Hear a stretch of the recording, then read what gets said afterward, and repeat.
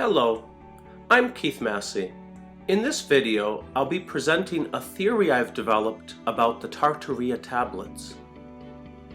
The tablets themselves are three clay objects that were discovered in 1961 at an archaeological dig just southwest of Alba Iulia in the Transylvanian region of Romania.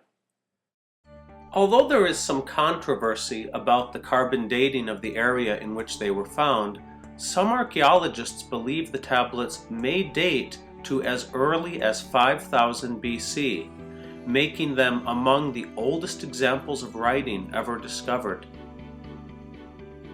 I'll be concentrating my efforts on the circular tablet, which is divided into 4 quadrants by intersecting lines. I worked as a linguist at the National Security Agency for 4 years. There I studied techniques of encipherment and decryption. I applied what I had learned to this Tartaria tablet, hoping to see patterns that might help me understand what this tablet meant. I began to study the 4 quadrants of this tablet. I'll be highlighting them with white lines throughout this video so that you can better see what the lines represent. I saw that the northeast quadrant had a series of 6 lines intersected by one longer line. I assumed that this was counting 6 of something. I decided to test a hypothesis that the series of lines and the other symbols in this quadrant, which appeared to me to be 2 moons and 2 suns, were somehow representing the very same number. I worked under the hypothesis that this number was 60.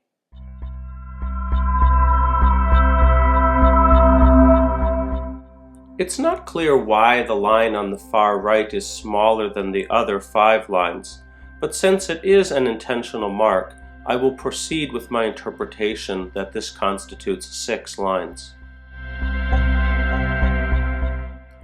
The 2 moon-shaped objects seem to me to represent the number of days in a lunar cycle.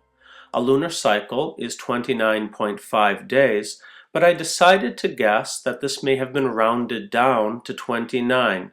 Altogether then, the 2 moons would represent the number 58. The 2 suns I took to each represent a single day, therefore standing for the number 2. Intriguingly, this interpretation of the series of lines and the moons and suns together each did arrive at the number 60. The southeast quadrant contains 2 symbols. The shape in the upper right-hand corner of that quadrant resembles an anthropomorphic figure. The other shape, which has 3 prominent lines, I decided stood for the number 3, and I set aside for the time being exactly what that 3 represented. The southwest quadrant presents another case of a series of lines accompanying other shapes. Following the pattern established with the lines of 6, I took the 2 lines intersected by another line to stand for 20. The moon-shaped object, with a line running through it, I understood to be somehow half a lunar cycle. Since it's easier to divide the number below 29 into, I took this to possibly stand for the number 14. The 2 V-shaped symbols reminded me of an Arabic convention of representing 3 dots by a symbol of a V. In Arabic writing, 2 letters use a series of 3 dots, but have the alternative form of a V as a shorthand way of representing 3 dots. And so the southwest quadrant was also showing 2 different ways to represent the same number, 20.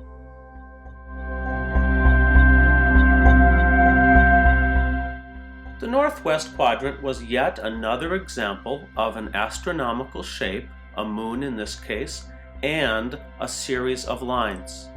The moon, we have already established, would stand for 29 according to this theory. The other series of lines, which seems to have a 3 prominently in the middle, also has 2 lines jutting out from the side. Following my hypothesis, I imagined that this was a way to represent a number somehow smaller than 30. Now, I'll be the first to admit that my interpretation of the northwest quadrant is the least convincing part of this theory. Even so, the other 3 quadrants provide an intriguing internal confirmation of the mathematical interpretation I have shown. It's unlikely that pure coincidence could give us in the southwest quadrant the number 20, in the southeast quadrant the number 3, and then in the northeast quadrant the number 60, which is the product of the preceding 2 numbers. I don't claim to know what the numbers on this Tartaria tablet are counting. In my theory, I have shown that 3 of the quadrants do provide a consistent and intriguing series of numbers that, understood together, make mathematical sense. As for why the Tartaria tablet would encode a number in 2 different ways, we see a similar convention is used in the modern Czech, where we write out a number longhand and we use numerals. We'll never understand all the symbols on the Tartaria tablets, but I believe I have demonstrated a convincing explanation of the meaning of some of the symbols on the circular tablet. With time, future researchers may yet unlock more of the mysteries of these important artifacts.